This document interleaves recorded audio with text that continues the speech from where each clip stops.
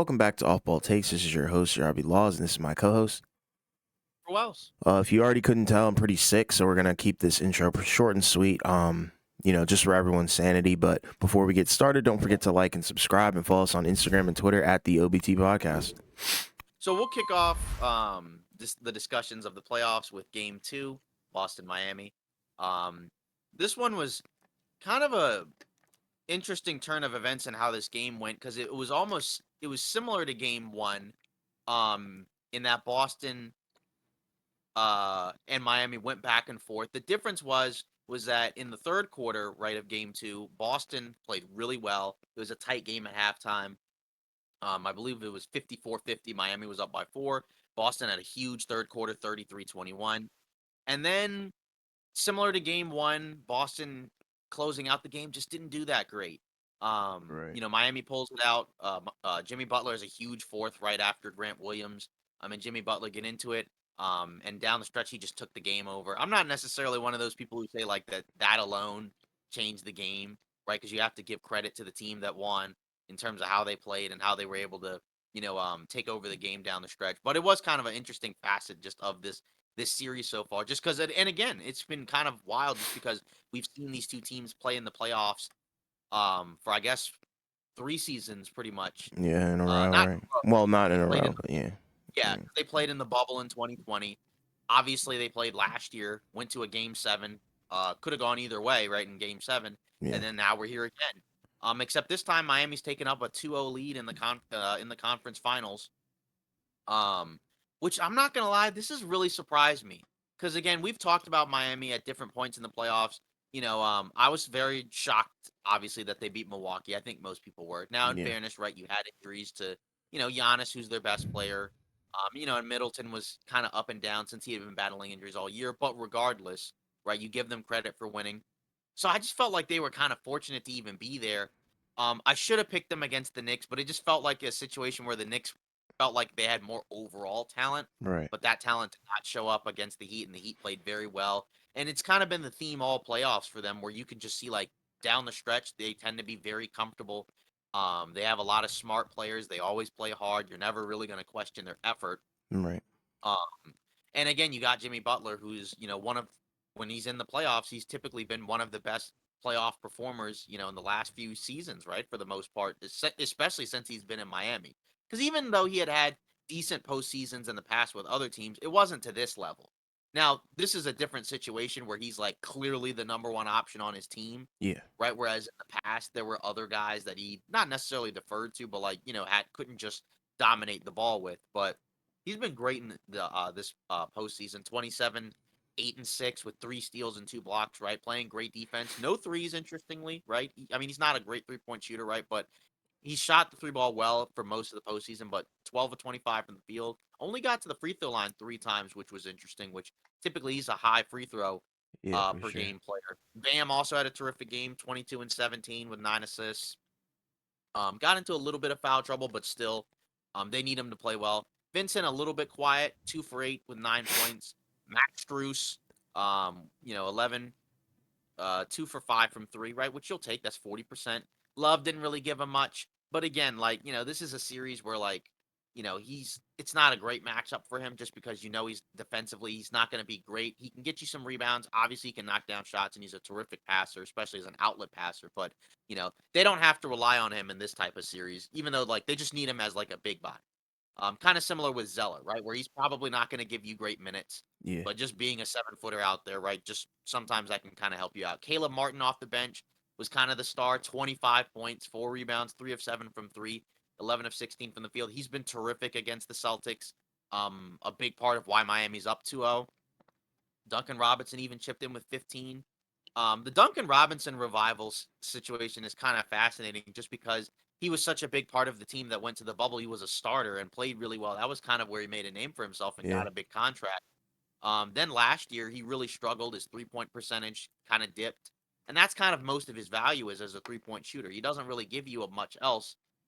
So if he's consistently like a 40+% 3-point shooter, then he'll bring you some value, right? But like, this season and last year, he just wasn't shooting the three well, so he fell out of the rotation, right? And Max Struess 3-point percentages were relatively similar, and he's bigger. So he's going to give you a little bit more defensively, even though he's not necessarily a great defender. But, it's just kind of been wild just how even without Tyler Hero, Miami's been able to just find guys to step up, which they needed, because when you're without a starter, it's always a tough task to win in the playoffs. And, they've definitely, given Boston as much as they can handle. And it's just been interesting because we did talk about, I mean, I know I mentioned going into the series that I did pick Boston to win the series, but I also said one thing I was concerned about with Boston is what does it look like if the games are close? Because it feels like all year Boston has kind of had this issue where they've been really up and down in crunch time, whether or not it's poor decision making, poor shot selection. It's just a lot of different variables. Some of it you can attribute to coaching, but you also have to, when you have these guys that have been on the same team for a while now, right? You do have to at least give some accountability to the players as well. And that's kind of what's happened down the stretches. Miami has just been the more poised and focused team down the stretch, and Boston just has not played very well in crunch time. Jaylen Brown, I guess I'll get to the Celtics, right? Tatum was fine, right? Although in the fourth quarter, again, another game where he just couldn't really get going, couldn't really get off any shots. Yeah. Still shot 50%, right? But this is what back-to-back fourth quarters where he just, for whatever reason, wasn't a part of the offense at all. Horford didn't really give him much of anything, right? Kind of like what you mentioned in the Philly series where you need him to play well, obviously. Um, Williams was okay, but not much of a factor on the boards. That going into game three, it seems like he's going to come off the bench. So it feels Hmm. like the two big lineup may not be the move against Miami, but, we'll see how it Miami works. wants them to play small though, so it should be interesting Exactly. either way. Right. Yeah. And we'll talk about that when the game ends because that game is currently, at halftime right now. Mm, But Jaylen Brown in game two just didn't play well. 1 of 7 from three. He's really struggled in this series. mhm. And he needs, again, he's Boston's second best player. They need him to play well. They can't win this series if Jaylen Brown doesn't give them, at least somewhat comparable to what he's been doing for most of the season, right? If he's going to be, an inefficient guy, and even defensively, he didn't really do a great job. Um, so it's just like if he's not giving you a whole lot offensively and he's not giving you a whole lot defensively, he's really in a slump and he's got to pick it up because they're down 2-0. We know the stat typically when you're down 2-0, you don't win that much that often, right? I think you have a 20% chance typically. So, Boston still has a chance to get back in this series, but again, like you lost both games at home in relatively similar fashion. I mean, it doesn't really look good for Boston. We were kind of leaning towards Denver when they went up 2-0 against the Lakers just based off of what we saw. So you at the very least almost have to yeah, you got to at least put it at 50-50 Miami, I think. Yeah. Even if you don't feel like Miami's going to win the series, I mean, at this point you got to at least give Miami a decent shot cuz so far through the first two games, even on the road, they've just been the better team in most facets of the game. And they didn't shoot well from 3 this game. Right, but again, offensively, they played just well enough, right, to keep, hanging around, and then eventually in the fourth quarter, right, Jimmy Butler got it going. So, that's just also kind of something to factor in also, because it's like if Tatum and Butler are kind of sort of at a draw, or if Butler outplays Tatum, right, then if the Heat get other production from other guys, right, then they got a chance to win. So we'll see how this goes. But so far, Miami's got Boston in check, not checkmate just yet, Yeah. obviously. But Boston's got to figure some things out, or else this series could get really ugly really quickly. Yeah, and like for me, Miami was my dark horse. Um, so I had a lot of faith on about this team, coming into all their playoff runs, but this is very disappointing for me as somebody who picked the Celtics to go to the finals. Um, they've just looked a little lackadaisical. They look like they can't really knock anything down when it really matters and when it counts. Tatum kind of disappearing in the fourth. Like you said, Jaylen Brown not putting up the production that he needs. Marcus Smart having the ball in his hands a little too much during crunch time. It's just odd. Um, but I feel like this team has a lot of character. I feel like there's a potential for a comeback, but it's probably not likely. So, now I'm not going to, switch my pick entirely. I'm just going to admit that I was most likely wrong about the Celtics going to the championship and winning it. But, Miami is looking, I'm not going to say unbeatable, but super strong, and definitely credit to, guys like Caleb Martin, man, Gabe Vincent, those guys really stepped up, especially Caleb Martin because he's been on a tear. He's really one of the big reasons outside of Jimmy Butler that they're even on this run in the first place. And they've got a lot of undrafted guys. So shout out to that route, and people who uh, came up from that undrafted crop of guys. So, but it's Yeah. just interesting, and I don't think anybody, expected this from the jump. Like I said, they were my dark horse, but I didn't expect them to get this far. I thought, they could probably be a one and done, maybe knock out, Milwaukee, and then, probably just fizzle out against New York. But, it is what it is. This is basketball, this is the NBA. Anything's possible and anything can happen. So, I've been enjoying it, but it's very interesting to me.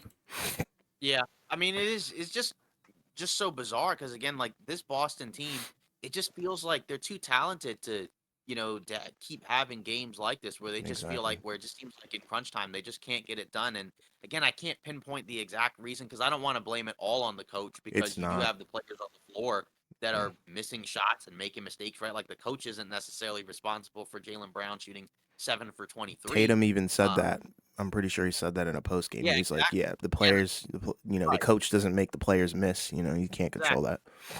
Right. Like I definitely am on like the side of like coaches do make a difference, but they're not the end all be all factor, right? Yeah. They can definitely make a difference for sure when it's a situation with Miami where it doesn't feel like a super talented group of guys, but you have a coach who's been there before and just is great at what he does, great at making adjustments, just great at game planning and Right. everything else that comes with the coach. But in general, I mean like you also do have to, put at least some level of accountability on the players as well. Because again, like sometimes guys just miss shots, and like that's kind of one of the other things with Boston is that their success is heavily reliant on their 3-point shot.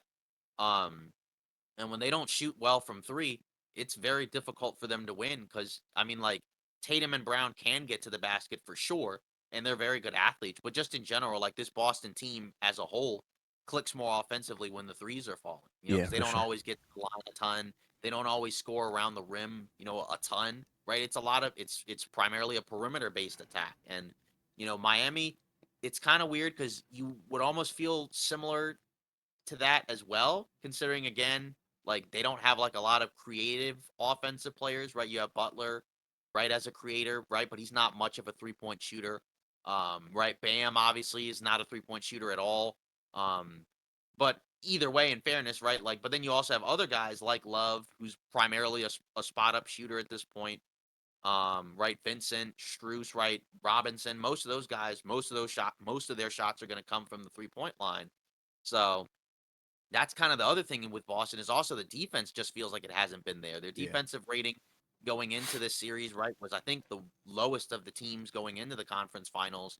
Um, but either way, like they got to figure out something because I mean this is getting pretty rough. And again, I feel like you said, I don't think you were alone in picking Boston to win the series. I Yeah. think most people picked Boston to win the series. In fact, I think most people once Milwaukee went out leaned towards Boston as the next likely um favorite. But either way, like we said before, you still have to give a ton of credit to Miami and the work that these guys put in, and it's clearly paying off.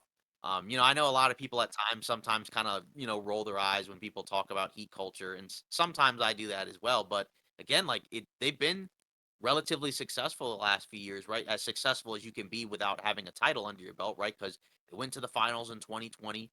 They got bounced in the first round by the Bucks the following year, right? But then after that, they go to the conference finals last year, this close to making another NBA finals, and now they're in the conference finals right now with two more wins Yeah. to go before they have a chance at another finals trip. So I mean, that's Exactly. about as solid of a run as you can have without a title because it's very difficult to win a title in the NBA.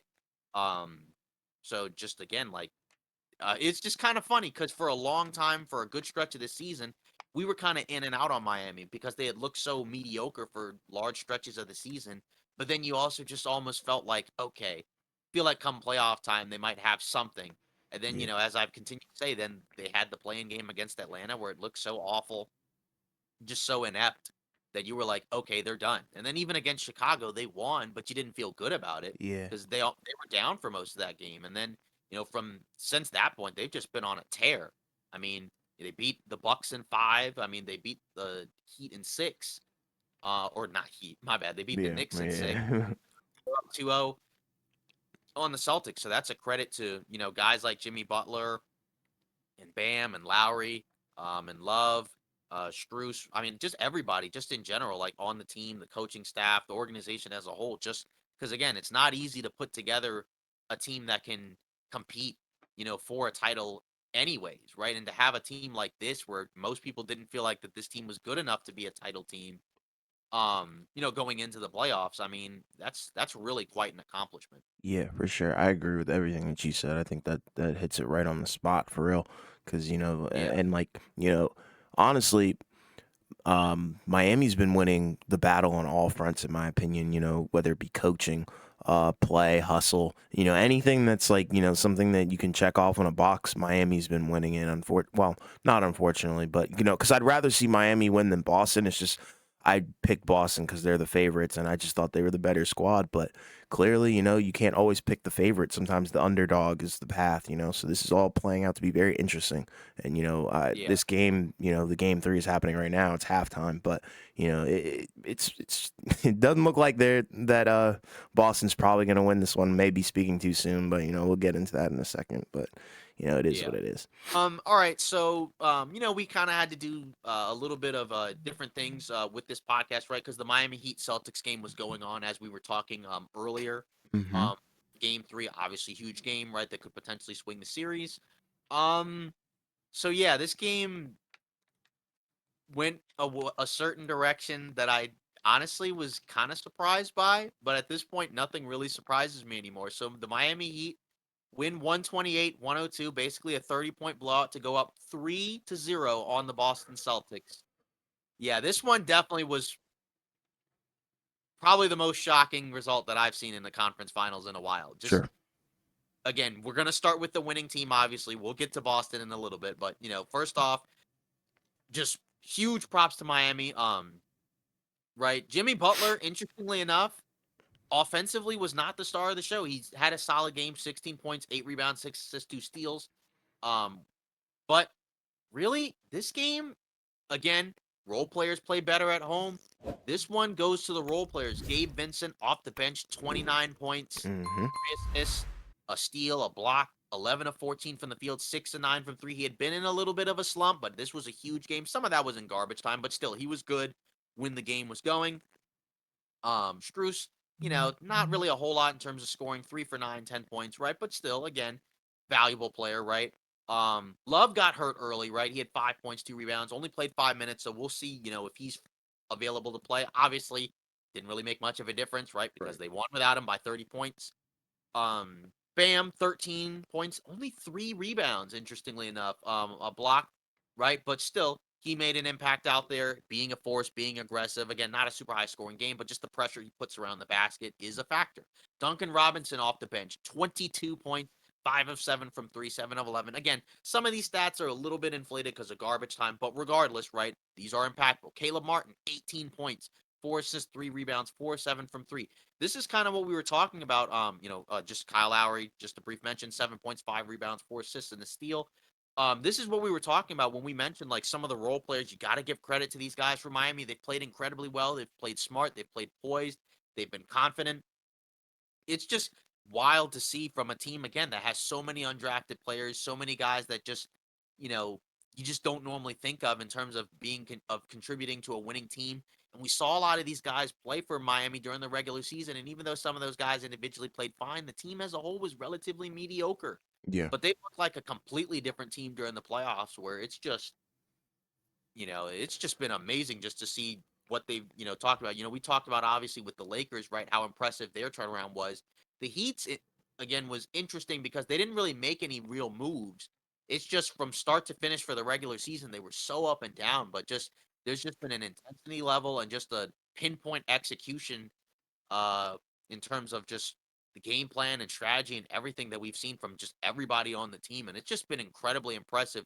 This is one of the most impressive like runs I've seen in a while, like from a team that I didn't expect to even get this far. Yeah. um but it's wild because again, they were the number one seed last year, and they were so close. Even though Boston was the better team, like Miami just would have these random points where it's like, holy moly, like this is an actual competitive game, right? I mean, like it looked like Game 7 was done and Boston was ready to go to the finals, and then Miami is this close to with that Jimmy Butler shot to going to the finals, right? But I mean, this is just wild, and it again, we talked about it earlier in the podcast where like we picked Boston to win the series, and we both kind of felt like probably going to be wrong. We knew Boston could come back, but in general, when you're up 2-0, usually still win the series. It's like 80% of the time. We've seen teams come back from it before, right? But just in general, it's not that common. And just this year from Boston, even though this was one of the reasons why I didn't pick them to come out of the East initially coming into the playoffs, because it just felt like all season, they've been up and down, in terms of their play. In crunch time, it's been really weird because that's what happened in the first two games, where for most of the game they looked okay, and then as the game got tight, they just fell apart. We're looking at Boston, right? And I guess we can look at the stats, right? And it's just you look at the box score, nobody played well. Tatum, Sure. right? That's their guy, right? 6 of 18, 1 of 7 from 3, just 14 points. 10 rebounds, 2 assists, 2 steals. I mean, that's just not enough. Brown was also bad too. He's had a rough series in general where his shot has just been off. Even around the rim, he hasn't been Hmm. great, but both guys were just really bad in this game. And when those two guys play bad, it's very difficult to win a playoff game, right? Even if it's not Boston, if it pick any team, right? When your two best players don't play well, unless you get contributions from a ton of other guys to make up for that, you're probably not winning. Al Horford, right? Just not a great series from him. You mentioned in Philly, right? He might need to get ready to learn Chinese. I mean, might be kind of leaning towards that. Yeah. Right now, again, 8 points, 3 of 6 from the field, 2 of 5 from three, but just he got nothing pretty much out of anybody, right? Marcus Smart, not good. Derek White, not good. Jalen Brown and Tatum, not good. I mean, Grant Williams basically, I guess, had sort of the semi best game for them, right? Like, that's not going to work. Like, Yeah. that's just not. And again, like, obviously, you don't blame the game two loss on Grant Williams, right? Like, I get it that he got into Butler's face, and yeah, you can make an argument that it kind of, bolstered Miami's, rage or whatever, Sure. you say, but like that's just kind of like sort of like more romanticizing the situation. I mean, we saw in game one, right? That didn't happen, and Miami took over down the stretch of the game. Exactly. Just in general, it just feels like Miami, and this was something, even though we picked Boston, what I did say was in close games, I worry about Boston just because it felt like all year they've been so up and down and late in games where it just feels like they don't know what to do, Yeah. right? Where like sometimes it seems like the ball is in the hands of Marcus Smart for a shot late in Yeah. You games a even said lot. that earlier. Exactly, and that hurt them at times against Philly. Yeah. Where it's just down the stretch, he shouldn't be the go-to guy late in games. I get that, he's a solid playmaker, reads the floor relatively well, for a guy who doesn't really look the role of a point guard at times. Yeah. Um, but and again, I'm not blaming it on him, right? When you lose by 30, it's not on one guy. Um, but just in general, this is almost kind of a culmination of some of the problems with Boston all year. I didn't expect it to happen against Miami. Um, but yeah, I mean, that's a pretty rough blow if you're Boston. I mean, you can kind of see it on a lot of the guys' faces where kind of like what we saw with LA and Denver, where they just know, they can tell that this is done. Yeah. Again, both series are 3-0, which is kind of wild because everybody thought these would be great series, right? But I mean, again, I guess some of the games have been close, but it's 3-0 at the end of the day for both, sides, and it's just kind of wild how that's been. But unlike with Denver, LA, where Denver's the one seed, so even if you picked LA to win, you had to acknowledge that Denver could win and could just be better. But I didn't expect this. Like to me, if Miami was going to win, it was probably if they were to win, it would probably have to be 6 or 7. Because I Yeah. think going into the series, I mentioned I thought that there were probably going to be a couple of games right where Jimmy Butler carries the Heat to a win. Probably a couple of games where Boston just runs Miami out of the gym. And then after that, who knows with the remaining two games, but it would probably lean towards Boston. But that's not what's happened at all. Boston had leads in the first two games, decent leads, and just couldn't hold on. And like I said, one of the main problems with Boston on offense has been if the three's not falling, it's going to be a long night. They're probably not going to win. But even the defense to me, it just has not been as good as it's been advertised, right? Because had been advertised as like, one of the best defensive teams in the league. Mm-hmm. Certainly were that last year, right? Defense was not a problem for them last year. It was Right. more offense was more of an issue. But the problem this year has been the defense. Obviously you can have the coaching as a factor, and that's fair, but it's still the same roster pretty much from last year with a couple new guys, right? Malcolm Brogdon was not on this team last year. And he overall has played relatively well for Boston. He was awful tonight. But I mean, so was everyone else. But just in general, I mean, like I said, this was incredibly shocking to me because I mean, I've gotten to a point in the playoffs where I was willing to give teams, even if I thought a team was gonna not win, I was always willing to give them a chance. Just Right. because, again, I never felt like there was a team that was overwhelmingly better in the playoffs. In the regular season, it felt like that because early on, Boston looked amazing, and then that kind of waned after a while. But once I got to the playoffs, I'm like, this is wide open, right? And so it's like I guess are we like it's kind of weird because like we've talked about does the regular season matter? And like I said, I feel like it kind of matters to an extent because again, you look at Denver, the one seed, one of the best teams consistently all year, but look at Miami, right? They were bad in the regular season. They were not a good regular season team, and they're now one win away from the NBA finals. And I did not see that coming. And I guess like we did with the Lakers, we'll probably get into some of the Boston offseason talk, but first, like, talk to me about it. I mean, Huh.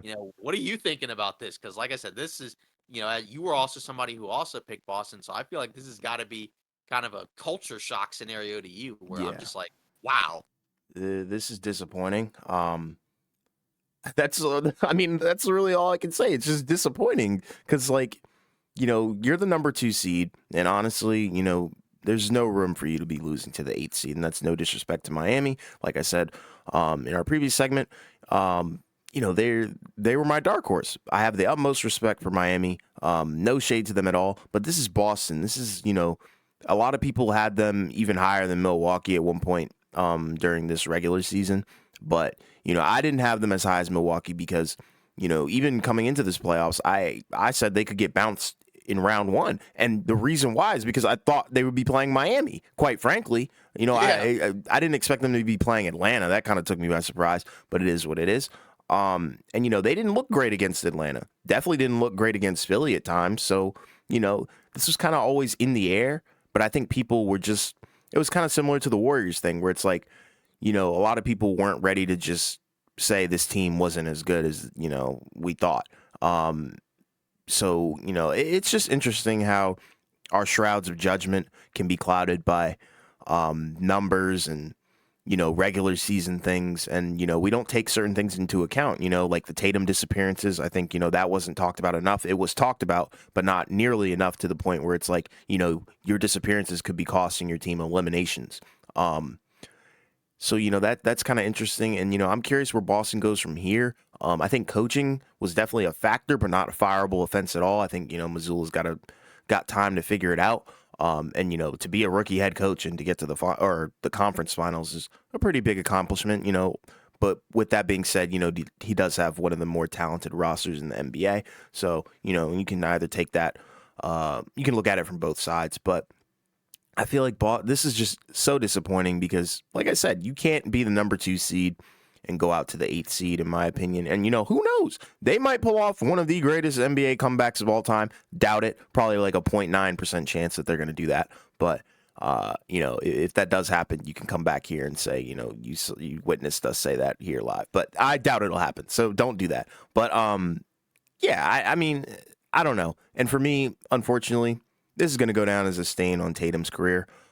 People aren't going to be as, mean spirited, I guess, to Jaylen Brown. I don't think he really makes waves like that. But, Tatum said, I'm humbly one of the best players in the NBA. So now, we've got to deal with the backlash with that. So that should be interesting. Twitter's going to have a field day. The Cancun jokes are going to go all over the place and wild. But, Boston, I mean, I don't know, because I feel like.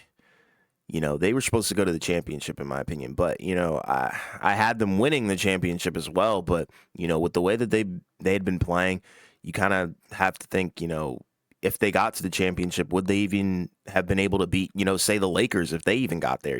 I feel like any team would have been a challenge for them. Now, dissecting, how they play and looking at it from a broader standpoint, it just wasn't going to happen. But, now it's Miami's turn, so we'll see, what they can do. But, they haven't been officially eliminated, but, in the basketball world, this pretty much means you're Yeah, we eliminated. got a little bit of time before we'll get into finals talk because Yeah, we'll yeah, wait yeah. until the series are Sure. officially over, right? Because both of these teams that are down 3-0 could probably win like another game, Yeah. maybe, right? So once those teams, I think we'll do the live stream, I guess, probably once both teams are That's eliminated, fine with as me. opposed to Yes. when just one of them are. We'll wait until That's both the are gone smart because the thing to do. games are back and forth anyway. Yep. So we'll just wait until both teams are eliminated. But Sure. I guess in terms of some Boston offseason talk, I do kind of agree with you on the Tatum thing. Where we're both Tatum guys. Where I do like Tatum, Mm-hmm. and I do think he's one of the top players. I mean, it is kind of interesting because I feel like his name, when you're talking about a lot of the top players, like I don't want to say is overlooked, but I feel like when people are usually talking about like top 5 players, right? Like he's probably not usually looked at as They that. put him around 7. They put him in top 10 for sure, but not Right. 5. A lot of people don't. Exactly. Yeah, and he has had, some playoff successes. Obviously they went to the finals last year. I do think this is going to be a tough one, right? Because a lot of the guys on the team were talking about how they felt like, they let one slip away against Golden State.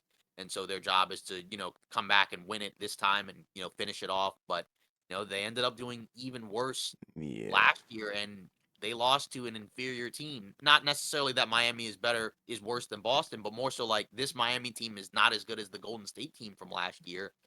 And you would almost wonder, talent wise, this Boston team should be better than the Boston team from last year, right? But it just, it's kind of like the Milwaukee thing where it's like, yeah, this season definitely is a failure because they were looked at as one of the favorites to win it all. Mm-hmm. Maybe not the number one favorite, right? But they were always like either one or two in most people's eyes. Um, Especially after but Milwaukee went down. exactly, yeah, and they were definitely looked at as the favorites once Milwaukee went down. Um, so it's just like it's definitely a failure, and I do kind of wonder what they do because the thing about championship cores is that there's always a window, and again, they went to the finals last year. They should still be really good, but I do feel like there probably should at least be a couple of moves. Obviously Tatum and Brown are keepers, right? Like there was for a long time there was a talk about like should they break it up? I don't think you need to break that up, and No. they won't. And No. either way, like those guys are going to be getting super max contracts because they're both deservedly so all NBA players. So they're going to make a ton of money playing next to each other. Mm-hmm. Um, Outside of that, right? I guess White is okay as a backup guard, right? He had an up and down postseason run, right? He was great against Atlanta, right? But in my opinion, didn't really do a whole lot outside of that. Smart was okay. But again, like Tatum and Brown to me are really the only untouchable ones.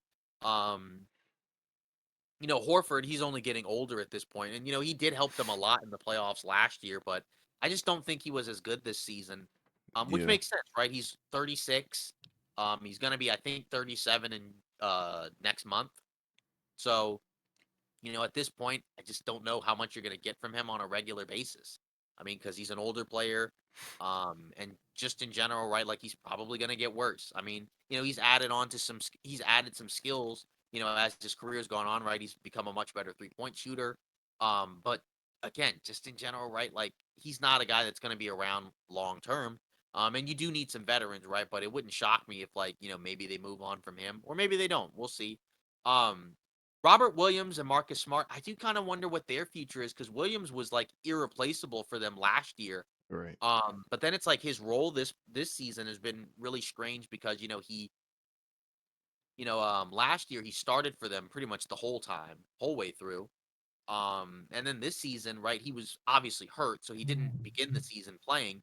Then when he comes back, right, he was coming off the bench for a while, Yes. right? It was only recently, like when he was, regularly a starter. And then they moved him off the bench in this game, right? And this was a game that clearly they were trying to win. So I wonder if long term is he really going to be around there? Because the thing is, when he's healthy and he's right, he looks really good. Yeah, he He's looks a really really good. good. Yeah, he's a terrific defensive player. He can move his feet well. He's athletic, right? And that helps, especially catching lobs around the rim, and that helps Boston's offense, around the rim, right? Because when it's just Horford out there, he can't catch lobs. He's not that Heck athletic. no. You can't just, it's not as easy to just give him the ball right around the basket in the pick and roll to score, even though he's got great touch. Um, and that's kind of, I think one of the reasons why Boston's 3-point shooting so heavily impacts, their offense. Mm-hmm. Just that's kind of how it is. But just after that, right? I mean, Brogdon was awful in this game, 0 points for 6. Couldn't be much worse than that, I guess. But I mean, uh, I feel like he still should be hanging around. was really good for them for most of the season. Um, I don't think this game is necessarily indicative of what he was able to do for Boston most of this year. Sure. I just feel like you probably have to kind of move some guys around. Like I said, it might be time to say goodbye to Marcus Smart. Maybe even Robert Williams, because I don't feel like he's in an untouchable realm anymore.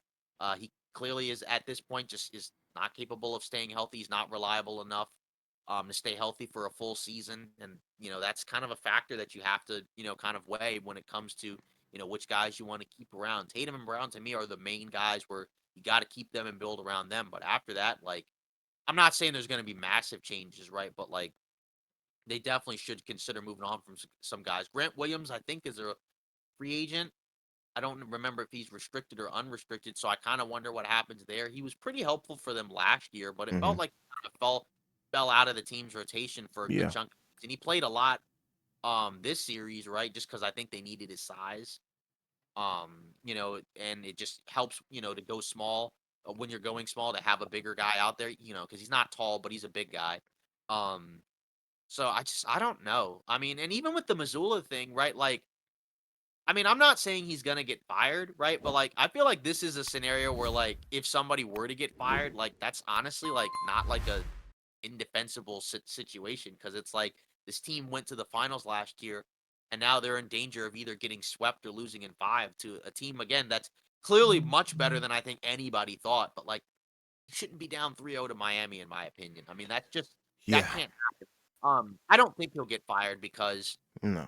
one, I just don't think you normally fire, a rookie coach after 1 year, and He got him to the conference finals. It's not like, yeah, it was a first round elim. and also like there's other problems with this team beyond just like you're not down 3-0 just because of the coach. Like that, Exactly. like you have like because you got to give credit to Miami in terms of how they play, and how they've just been able to kind of just pick apart Boston. And again, maybe some of that is coaching, but that's not all of it. Like there's definitely other things that you have to figure out. And I do kind of wonder because I don't think there's necessarily easy answers, but I feel like it probably starts with a couple of the other guys like Smart, like Horford, like Robert Williams, because I just feel like with those guys, like Horford's older, so he's not probably going to play for too much longer. And then the other two guys, like I feel like might have just run their course, right? Like Smart, I get he's a great locker room guy, a presence, and I know that like a lot of the guys on the team really like him. But again, like I don't again, he's not untouchable. He's not there's no way he's an untouchable guy. I feel like you at least got to explore, what you can get for some of these players cuz Sure. I feel like there are teams that might not mind having a Marcus Smart. Surely there are teams that I'm sure would love Robert Williams.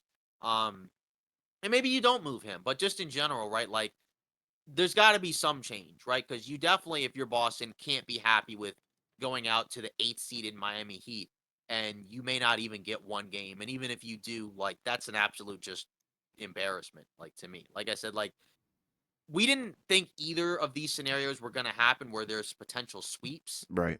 but there at the very least was always a case to be made for Denver beating LA like in a five, like in a shorter series. Like I thought it would be longer, but you could definitely make the case of they're the one seed, they have home court advantage, and they are a really good team. So there is a world where LA just doesn't, where LA just gets beat. But like Yeah. I did not think that there was any world where Miami would be up 3-0 on the Boston Celtics. Yeah. Unless there was like catastrophic injuries where like Tatum and Brown are both, out with some ridiculous injuries or something. Exactly. Outside of that, like this is the most shocking. Well, I don't know. Obviously the Bucks Heat one definitely threw me for a loop. This one might even be more shocking because at least with Milwaukee, there's a case to be made about injuries. Hmm. But like both teams here were relatively healthy, and Miami is the even They're on more the handicap. because they don't have Hero.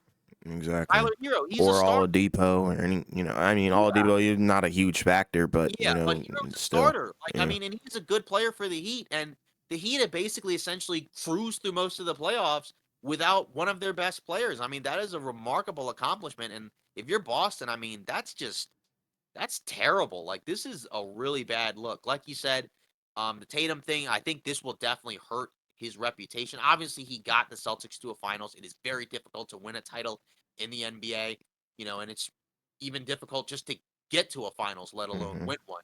So that's an accomplishment in and of itself. He's still young. There's still time for him to be able to figure stuff out. Um, But I don't know.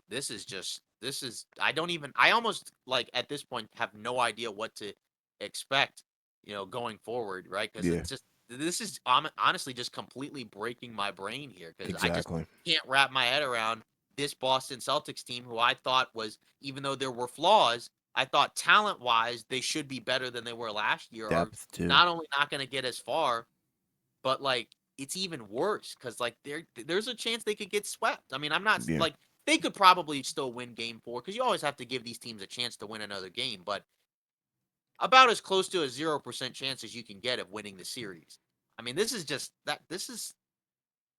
I don't even I've run out of words to say, like, yeah. this is awful if you're Boston because I The mean, only word I can say is disappointment. That's all I yeah, have really for them. yeah, this is just a catastrophe. I mean, like, this is just I mean, I don't even know. I mean, like, can we even call Lucky the Leprechaun Lucky anymore? I mean, like, I don't even know. Yeah, I legitimately have no more real words left. I mean, it sounds like rambling because in a way it almost kinda is because I just don't know we what to lost say. for it. Yeah, I mean, about you can't really say anything about it I except mean, you of know all the scenarios that I thought of coming into the playoffs, this was not one at all that I expect. And it was kind of funny because, like you said, we did talk about we wanted to see a Miami Celtics exactly. We matchup. wanted the Miami. Yeah, we thought we would get it earlier, Yep. but we talked about it going in that this should still be a great series because we know the battles these two teams have had. Right. I, I mean, this is just crazy. But again, like, just shout out to the Heat. They've Yes. definitely Shout proved out to the Heat. everybody wrong. Because I mean, again, they had a very little chance at winning this series. I think most people overwhelmingly picked Boston to win. We picked Boston to win. Even though again we like Miami and we are appreciative of what they've been able to do, but like this type of stuff just doesn't normally happen. It Again, doesn't normally I happen. mean, they're one win away from the finals, and I think this is going to be what, like the second time I guess an 8 seed made the NBA finals. I'd have to go back and look. It's the first time since 1999 because the Yeah. Knicks were the other 8 seed. Interestingly enough, that was another team that was without a key player. I think they were without Patrick Ewing. But just in general, I mean, like, wow. All I gotta say is I'm impressed by what Miami's been able to do. Because again, without one of your best players, and you took 2 games in Boston, Mm-hmm. and this game in Miami just blew Boston away. Like from the start, it felt like Miami was gonna win the game. I know it was close early on in the first quarter. It felt like Miami was gonna win, and like you don't normally say that about games like 5 minutes into the game, but it just felt like it. It just felt like Miami was really rolling offensively. Boston was really struggling. Again, this is another game where they shot 54% from three. I mean, Right. again, if you're going to shoot that well from three, you're going to win most games. I mean, that's simple as that, especially if Boston is going to be as awful from three as they were, and they're the ones that are primarily that where their offense is primarily predicated on that 3-point shot. If they don't hit threes, it's very difficult for them to win. And credit to Miami for figuring out ways to pick apart, in my mind, what I think is a more talented team. But, Miami, even though they may not be the more talented team, I think they've definitely shown they are the better team, and they deserve a lot of credit for being able to pull this off because Yeah. I don't think too many people expected them to be able to do it. But, here we are. And, we got two teams that are a win away from a trip to the NBA Finals. And it's the finals that I'm sure everybody expected going into the playoffs, right? Yeah. I don't think anybody expected these, dude. This is insane. Yeah. So, I mean, yeah, it's just, again, it's going to be an interesting offseason for Boston just to kind of see, like, where do they go from here? What do they do with the guys surrounding Tatum and Brown? Because obviously we know those guys are going to get paid, deservedly so. Yeah. But you got to figure out a way, to, get back to what they were last year. Because, again, even like just in general, like it's one thing to not make the NBA finals because that was always in the cards because I Mm-hmm. felt like Milwaukee was going to beat them if both teams were healthy. But to go out like this, like you definitely got to have some change going in there. And like, Celtics again, fans I in don't, like I said, I don't shambles. exactly. I don't think they're going to fire the coach, but like, I mean, I'm sure that there are a lot of Celtics fans that are probably not happy with the coach. But again, when you're down 3-0, it's more than coaching. Like, Yeah. again, when I'm watching, even with the Lakers, yeah, there are things that I didn't like seeing from Darvin Ham against Denver. But like, just in general, when you're down 3-0, it is not because of the coaching. Like, you're just getting beaten by a better team. And that's kind of sometimes all there is to it. We Yep. can break down the X's and O's. We can look at, a lot of the X factors and key plays and setups, but sometimes it's as simple as that. Sometimes you just get beat by a better team. And Pretty Miami is much. at least through these 3 games. Again, I don't think Boston's coming back, but they've definitely shown so far they are the better team. And that's kind of where we are at this point. Yep, that's exactly where we are, and it's wild because now, I mean, like, what are we supposed to say except for wow? Yeah, I guess that this, yeah, and I guess we'll get into our once the series end, we'll get into our finals predictions. But like Sure, again, like I mean, I just don't know what to say. I mean, I'm just kind of broken at this point, not in a bad way, because again, like I'm happy for these teams in terms of the success sure, that they've had, because it's just stuff like this doesn't happen often.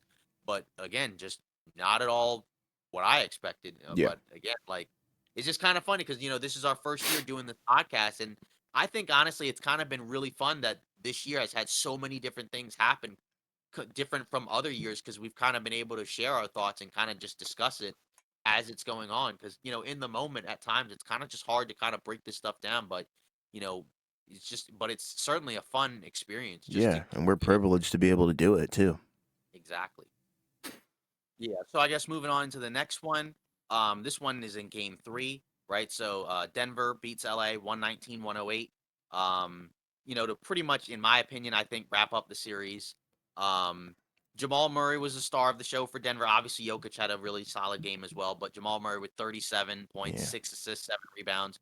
Most of it, through the first half. I think he had 17 in the first quarter. I believe he had 30 at halftime. So obviously he was the driving factor in the first half. Jokic in the second half. Jokic with 24, 8, and 6. Michael Porter Jr. chipped in 14 points, 6 assists, 10 rebounds. Then you have Aaron Gordon. Didn't really play down the stretch, right? So not a great performance from him, right? yeah, Just his jump shot hasn't really been falling, and LA's kind of playing off of him. Um, so that makes it tough if you're Denver. But, they got minutes out of other guys, right? Bruce Brown off the bench continues to have a great series, 15, 5, and 5. Jeff Green, right, +5 in his minutes. Stats don't really jump off the page, 5 points, 4 rebounds. But again, he was kind of the replacement for Gordon. He knocked down, a couple of shots when LA made a run to try to get back into the game, early in the fourth quarter. And so far, this was definitely similar to the Miami. Well, the Miami one's not over yet technically, but again, when you're up 2-0, it's yeah, usually goes the way that the team that's up 2-0 is. But this one was definitely another one that we were definitely way off on, because we both had LA winning this series. Um, but so far, I think you just got to give credit to Denver and as in just being the better team. I mean, yeah, again, like you look at their guys, Jamal Murray and Jokic, right? They've played really well, at least offensively. Obviously, defensively they're not going to give you a ton, but you do have other guys that can contribute on that end. Um, but also the other key outside of that is the role players for Denver have really stepped up their game. I mean, Caldwell Pope, right, through these 3 games, right? I know game 2 he wasn't as great, but in general, he's had a really solid series on both ends, right? You look at Michael Porter Jr., he's played relatively well in this series, right? Bruce Brown off the bench, as I mentioned before, right? He's been a huge X factor. And just in general, that's kind of been the difference, right? Because like I know LeBron and AD have been fine. I mean, I feel like they could be better. But then at the same time, when you look on the other end for LA, it's basically been the last couple of games, pretty much 4 guys contributing. When you look at the LA box score, right? AD leads the way with 23 and 18, along with 2 blocks. Right, LeBron with 23 and 12, 8 of 19, right? But just in general, I think those guys offensively they could be better, but I think defensively also. I mean, it just feels like they're kind of just gassed. I mean, like because yeah, you have those 2 guys in turns guarding Jokic, and Jokic is a big boy, so obviously that's going to take a lot out of you. But then Austin Reeves, 23, 7, and 5. He's been really good. I think this playoffs, he's been I think yeah, their best guard, most consistent guard. Rui also in this series has been fantastic, but like I said, after that, not much else, right? Jared Vanderbilt. Um, he replaced, I think who was it? It was Schroeder. Yeah, he yes, replaced yes, Schroeder yes, in the starting 5. He's helped them out, I guess, defensively somewhat, right? But the offense just dies a lot when he's out there, just because teams don't really regard him or respect his offensive game. And it's just like defensively, it's just not making up for it. Although it was kind of interesting in game 2, right, where Jamal Murray had the poor 3 quarters, and then in the fourth quarter he went off when Vanderbilt was out. But in this one, Vanderbilt started, and it didn't matter. right, He was just if he's gonna be that awesome, right, then that just makes it more likely for Denver to win. But then just going to other guys, right? Shooter, right? Not really much on the offensive end. And that's kind of something, right, where it's like if he's out there, he kind of probably has to have a better offensive game. He fouled out. I know defensively he's fine, but Jamal Murray is a tough matchup just because of his size, Right. right? Like it seems kind of almost like sacrilegious to say like Jamal Murray is a tougher guard than Steph, because I don't necessarily feel like that's the case. But it's just in terms of the matchups, Murray's just got way more size. He's very athletic. And just those type of guys, those bigger It physical can wear guards, you those are the down type. more. Yeah, I think Yeah. those are the type of guys that these LA guards are just probably not going to do as well against. Um, and then obviously D'Angelo Russell, just hasn't had that great of a series. No. Um, me personally, like I said, I'm not going to harp on him as much as I know, probably many others will. Just in general, it just was not the series for him. You need him to be better. And that's kind of again the main difference is that a lot of other of LA's guys just unfortunately just when they kind of needed them, to help out LeBron and AD, they just weren't necessarily there consistently. And that was kind of the main issue all series. But for Denver, their stars played great, and then their supporting cast also played really well. And even though we did pick LA to win, I don't necessarily know if we strongly lean towards LA, but because they're definitely we knew was a world where Denver won, right? They were the number one seed, obviously the best record in the Western Conference with home court, with a really good team, right? With a top, five or whatever you want to rank him player, right, in his prime, with a solid supporting cast, right?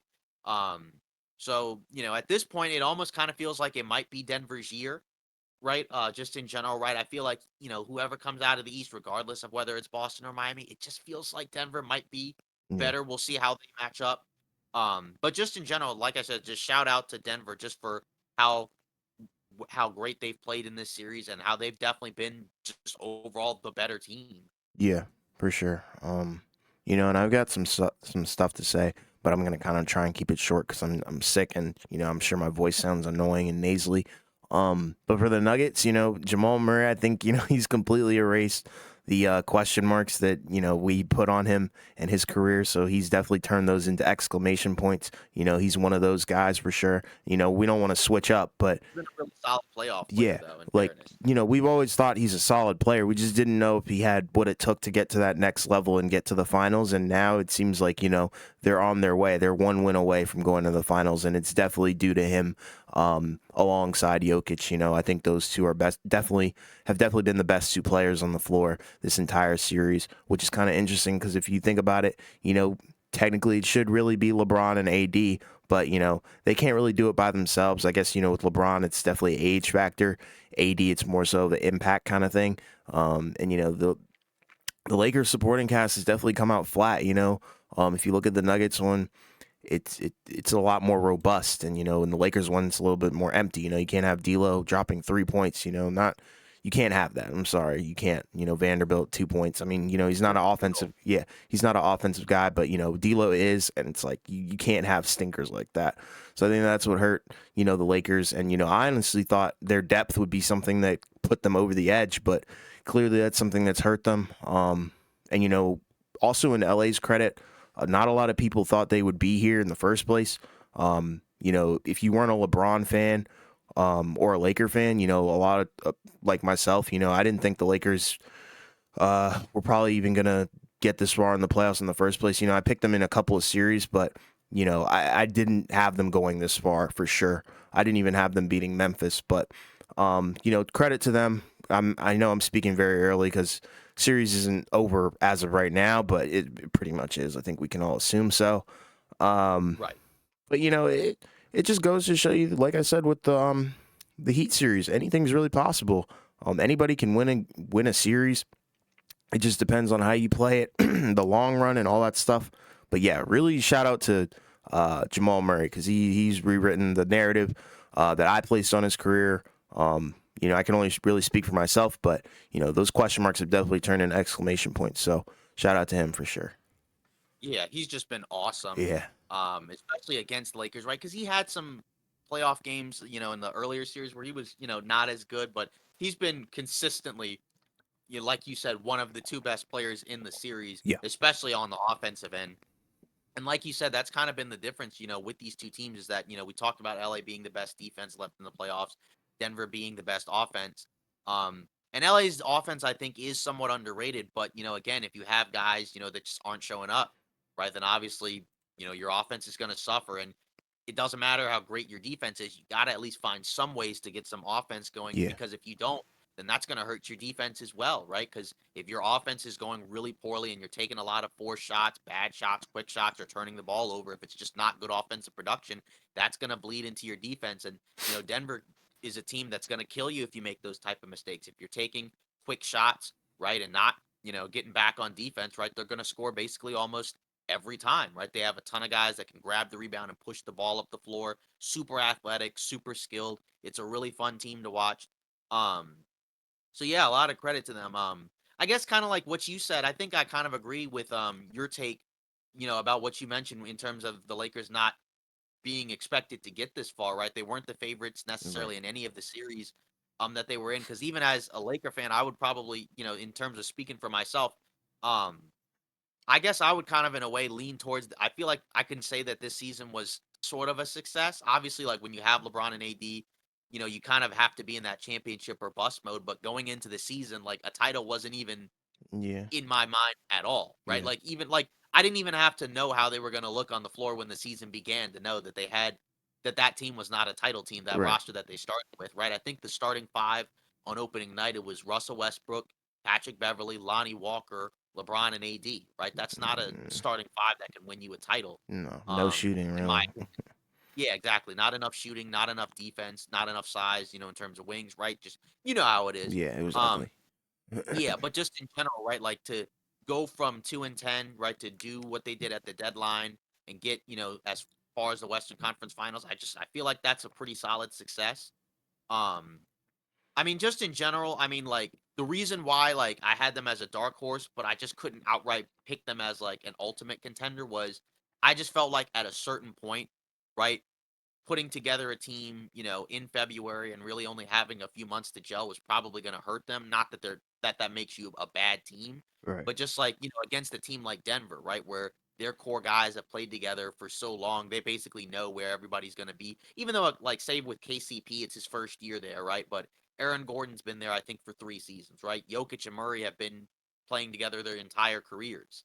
Um, Michael Porter Jr., right? He's been there at this point for several seasons. Yeah. So, I mean, just in general, we this is kind of the thing that I talked about when I mentioned I do think continuity is important when it comes to a contender. But at the same time, it's also kind of fascinating because from sort of a macro perspective, when you look at the last few seasons, right, it's been a different team pretty much every year, right? Since that Raptors Warriors series right in 2019, right? You had the Lakers Heat, Lakers win it in 2020. You had the Bucks Suns in 21 with the Yeah. Bucks winning.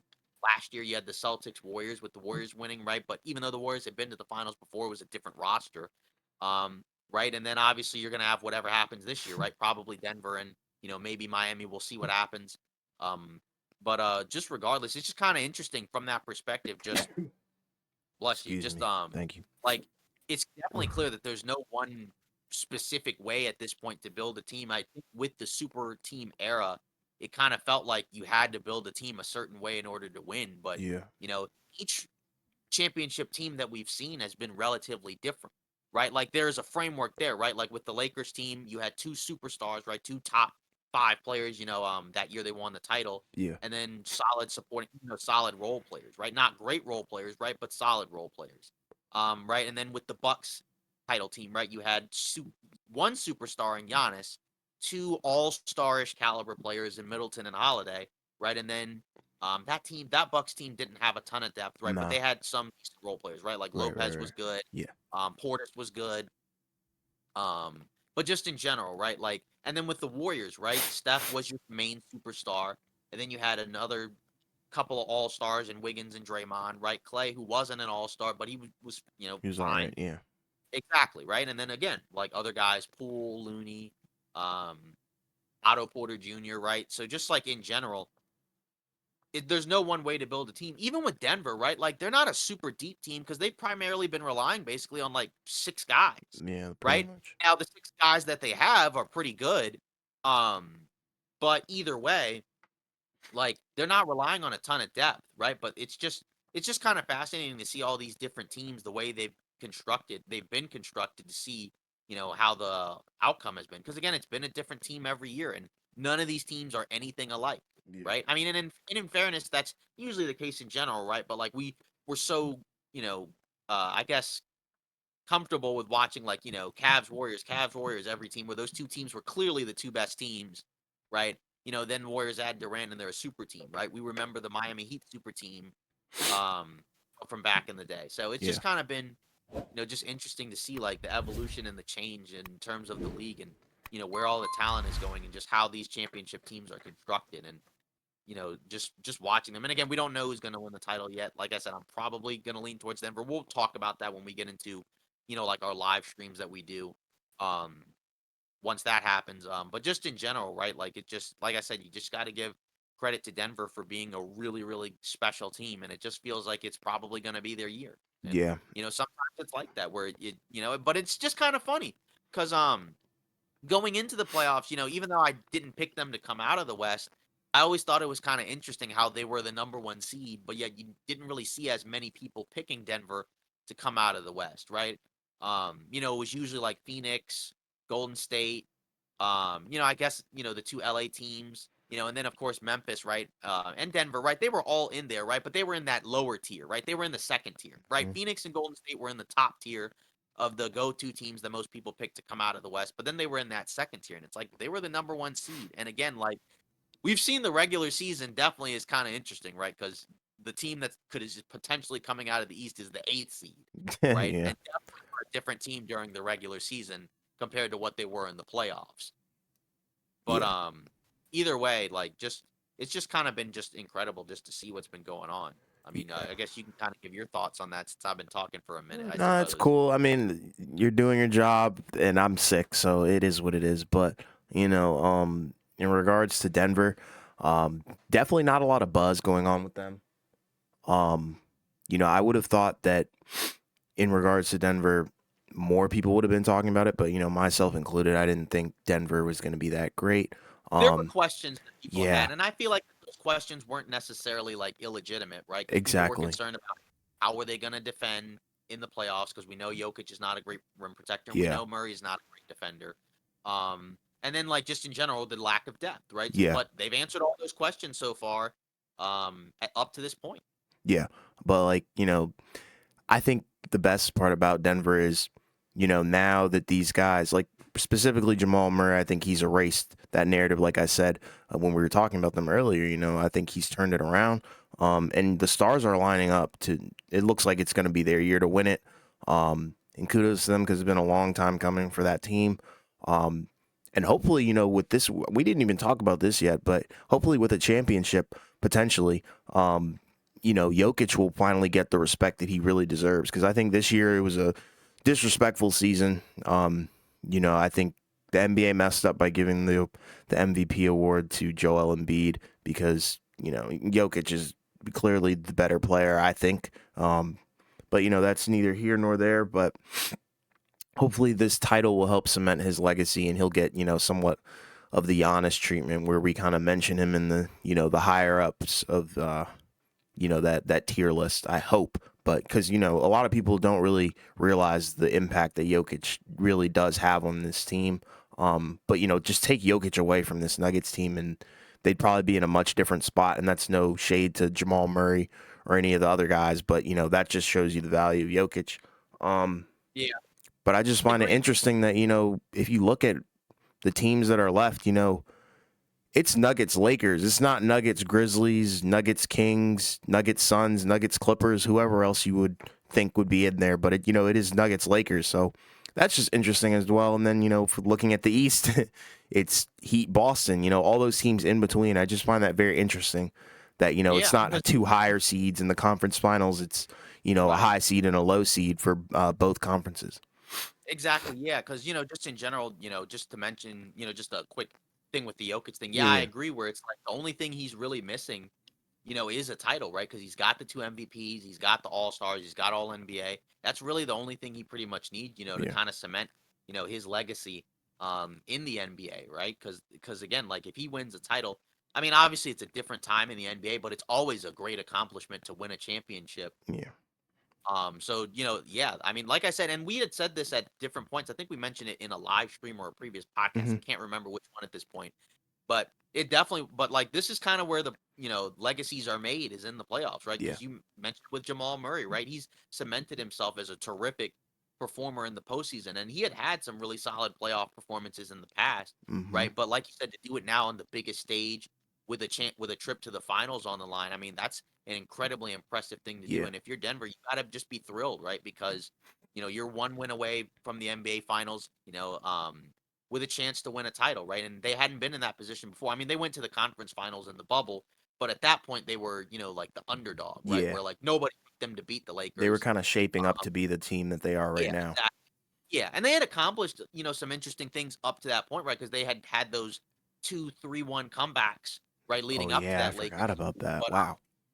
exactly. Yeah, but just in general, um, like that's just kind of the cool thing about watching the playoffs, right? And then if again, kind of flipping it back with the Heat, right? Jimmy Butler, that's kind of where he's built his legacy now at this point, right? Because, Yeah.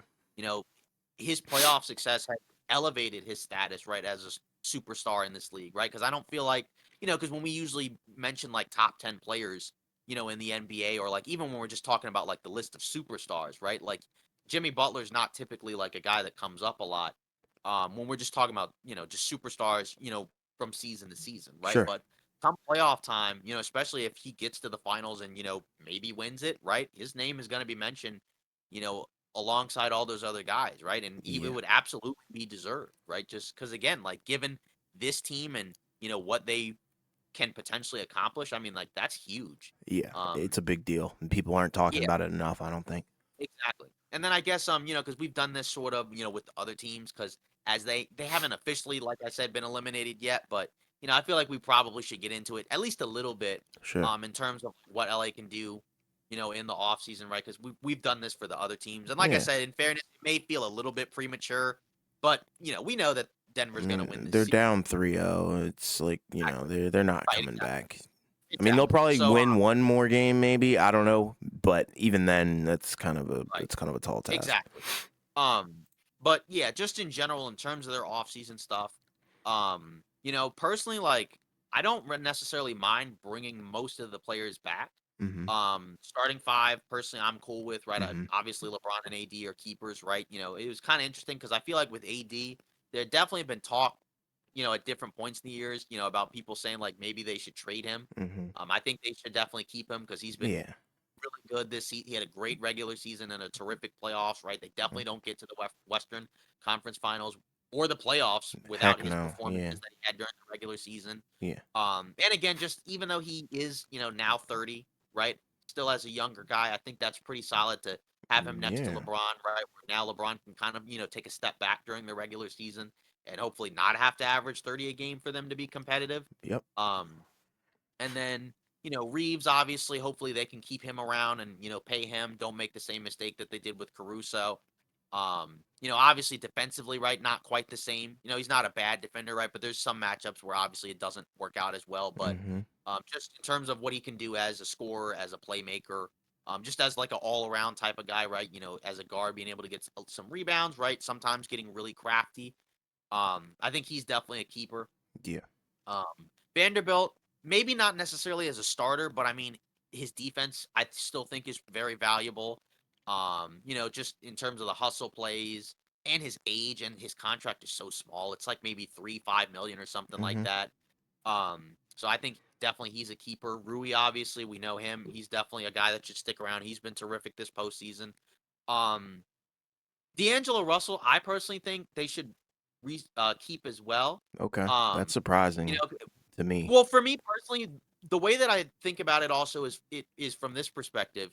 If he walks, you can't get anything to replace him Sure. anyways. Sure. So, if you don't want to keep him, maybe you do a sign and trade, right? Where you pick up some pieces for him. I'm not opposed to that, right? But like I said, either a sign and trade or a new contract. I don't think he will get as much as he's probably looking for. Oh, heck Um, no. Not with the I mean, miserable series that he had. But I mean, you do have to take into account his entire postseason and his entire exactly. regular season. So it's all on what the GM wants to give him or whoever it is. He was good. He was good in the regular season games he played for the Lakers, and he definitely had some playoff games where, again, kind of like what we said with AD, with LeBron, with those guys, right? They don't get to the Western Conference Finals, without D'Angelo Russell having some of the games he had in the Sure. playoffs, right? He did have some awful games, but he also did have some solid games. And we kind of knew this coming in, right? Where Uh, we know he's a guy Streaky. that is up and down. He's very streaky. Yep. And Denver, it feels like, was probably not the series for him. But No. at the same time, he's making 30 million, so you can't necessarily not play him at all. Like you could, with the guy that's making like probably half of that. Exactly. But either way, with the cap going up, I don't see him making significantly less, right? Like I don't see him making like below 20, right? Maybe he's making 30 right now. So maybe like 25 Right. a year. I don't necessarily have a problem with that. Obviously, of course, like you said, it's up to the GM and ownership to figure out what to do. But I think the starting five for me, I'm fine with running it back, Okay. and bringing Rui back. Schroeder, okay, right? I mean, you could do better, but at the same time, on a minimum You contract, might as well keep probably him. not that much better. Yeah. Um, for me personally, it's kind of a similar situation where like if it's for that money, that's fine, but much more than that, probably not. Mm, Because they're an over the cap team, so they kind of need, to kind of be smart with the contracts they give out. And it's just going to be very difficult, like to sign guys for much more than, I think you get one exception, and then of course the rest are minimums because they're already over the cap. yeah. Troy Brown Jr., he had some moments in the regular season. Um, and again, like he is a wing or 2-3 with size and some decent shooting. Again, you need guys that can help you out during the regular season. It just kind of depends. Obviously, Tristan Thompson doesn't need to come back. No. I know he was just kind of added in because it was the end of the season. Um, Bamba and Beasley, I think, are kind of the interesting guys to look at because they're making. I think Bamba's gonna be for 10 million, and I think Beasley's like around 17, and they Hmm. didn't play at all in the playoffs. Yeah. Bamba was hurt.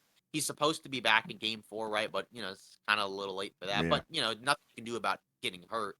But Beasley, right? And again, he's kind of another guy where he had some games in the regular season where he played well, but he went from a starter because Reeves was not initially the starter; it was I remember. Beasley. Yeah. So he went from being a starter, to coming off the bench to basically being a reserve. So Yeah. I mean, to me, right, like I feel like that's probably an expendable contract where maybe you accept his option, but you look to trade him, or maybe like you re-sign him, but like you decline his option, and then maybe like I don't know, do like smaller per year amount, depending on how he feels. But personally, like I said, I'm good with the starting five. And either way, like it's kind of interesting with the Westbrook trade talk, right? Just from the perspective of, there are people that have kind of said like, well, now the trade doesn't look as good because those guys didn't help. But I mean, those guys did help. They They got wouldn't him have to the gotten to the conference Western final. Conference Finals without the guys that they traded for. Obviously, against Denver they didn't play as well, but either way, they don't get there without what those guys did. At least Exactly. now you have a much better foundation around LeBron and AD. You saw what worked over the course of the regular season and postseason, so at that point, now you kind of work from that foundation and then figure out how to improve upon it, right? Maybe not lean quite as small, right? Just because again, like I don't personally like when they play small because I feel like they're not as effective against it unless you're playing like a super micro small team, like say the Warriors. Um, and then even like with Darvin Ham, like I think for a rookie head coach, obviously it wasn't perfect, but I think he did better in the playoffs in terms of making adjustments, with the rotations than I think I would have probably expected. Right. Obviously, I'm not into normally the idea of firing a head coach after one season, but Yeah. just in general, I'm pretty fine with where they're at. It just kind of comes down to the margin moves in the offseason, right? What other role players can you get? And there's always going to be guys that you can get at a discount, Yeah. to come onto this team. But overall, I think like the trade definitely puts them in a better place because, like I said, I've heard conversations, from other people like in other podcasts or national media, right? Just about how like it doesn't feel like the trade was as good now and that it was more about getting Westbrook off the team, which that's part of it, right? But also like these guys did help them win a lot of games. So I Sure. think you kind of keep those guys around and see what you can do. Again, some guys you might move down the road, but for now you kind of, run it back, maybe move a couple of guys, bring a couple new guys in, go into the offseason and a training camp with that roster and then kind of see where you can go from there. Yeah. And for me, you basically talked, about every guy on this squad, so I'm not gonna go in deep as that or in depth as that.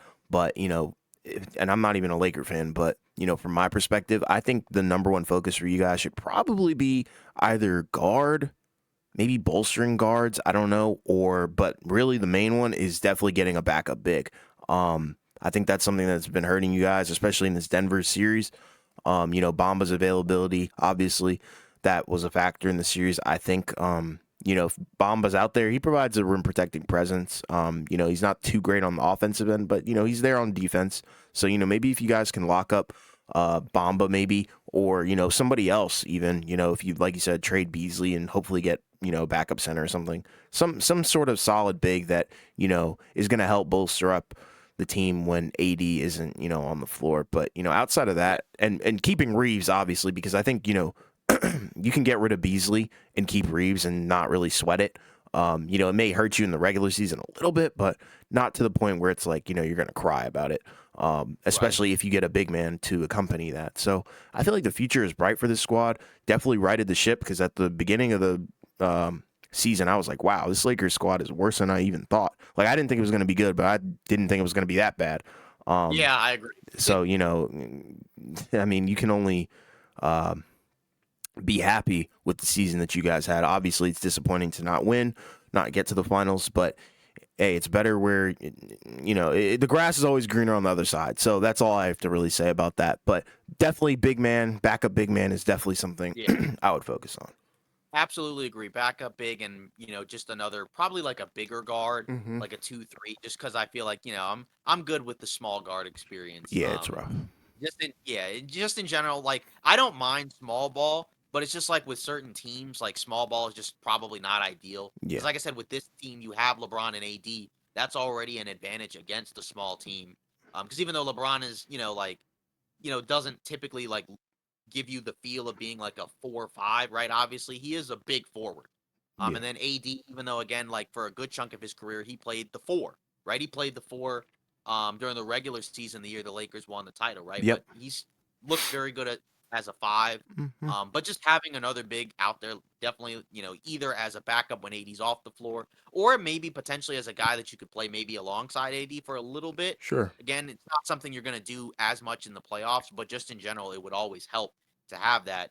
Those two types of positions I think are probably the priorities. Yes. Um, but yeah, but I definitely agree. We're like, and even like when it gets to a point where like LeBron's done, let's say AD maybe is still around, or maybe they move on from him, right? You do have some decent young players, right? Where it's like, you know, it seems like a pretty interesting mix of guys, and they even have the 17th pick, so obviously they have the option of either keeping that and True. drafting an impact player, and they've got a pretty good track record of drafting and finding solid guys, or you Yeah. move that pick and get a current player. Definitely a lot of options here. Um, but yeah, it's like you said, it's obviously, is disappointing to not be able to win a title, but I didn't even think they would get this far anyways. I mean, me in terms of my picks, I Yeah. didn't even pick them until the conference finals. I didn't Exactly. pick them against Memphis or Golden State. Yeah. You had a Um, lot of doubt on them. yeah, I mean, they were always a dark horse, but I just never had them like as like a No, true I get it. contender because I just also think it's just very difficult to put together a team at the deadline and turn it into a championship team. That's never happened before. And in fairness, right, like I mean, we've seen things the last few seasons, right, that we haven't really seen as much before, but I feel like that typically is one of the things that probably will almost always ring true, where Yes. you can't make a massive trade and that wins you a title. Because even say with Phoenix, right, they Yeah, I was gonna traded for say. Kevin Durant and then they couldn't get a title either. So just in general, I think that's at least something that probably will ring true, for however long the NBA is around. Yeah, probably for all eternity, as long as basketball continues. I think that's a Yeah, pretty valid exactly. statement. Yeah. So should we get into the news or should we get into game 3? I mean, because game 3 um, I feel like is over. I game guess three we is should over, bro. yeah, I mean, I they're guess you down know what? 30, bro. Yeah, you know what? Just so we can have the stats, we'll do the news first. Sure. Um, Sure. That's well, fine. We'll get yeah, no, we'll do the we can do the news first and then I'll just splice everything back. But by the end of the news, the stats will probably be it'll be closer to the end. oh, yeah. Yeah. Alright, so I'll take yeah, we'll do that. Okay. Yeah. Alright, so I guess, we'll wrap it up with the news.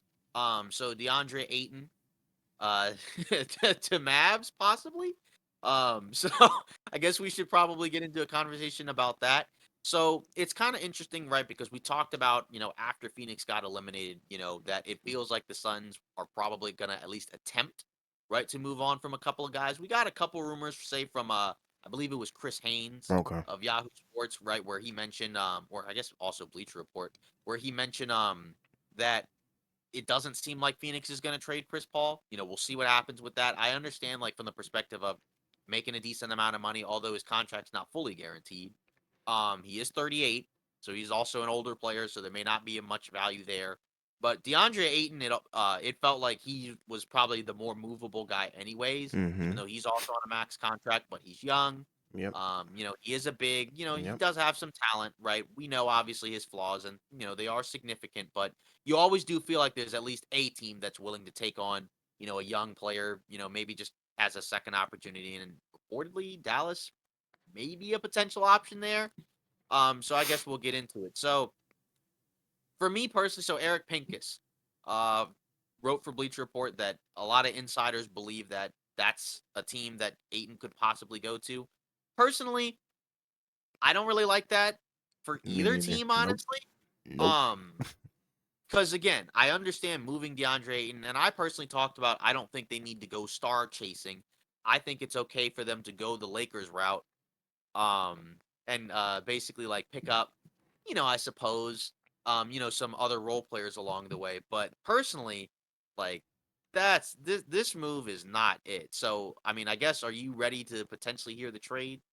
Um, I mean, I'm potentially ready to hear it, but I probably won't like it because I don't like Aiton being moved to Dallas at all. I Yeah, just don't know I who they would give. It's just ugly. I think that would be nasty. So, Yeah, but I'm ready to exactly. hear So basically, so Eric it. Pincus, this is basically a quote. The Suns Okay. need depth.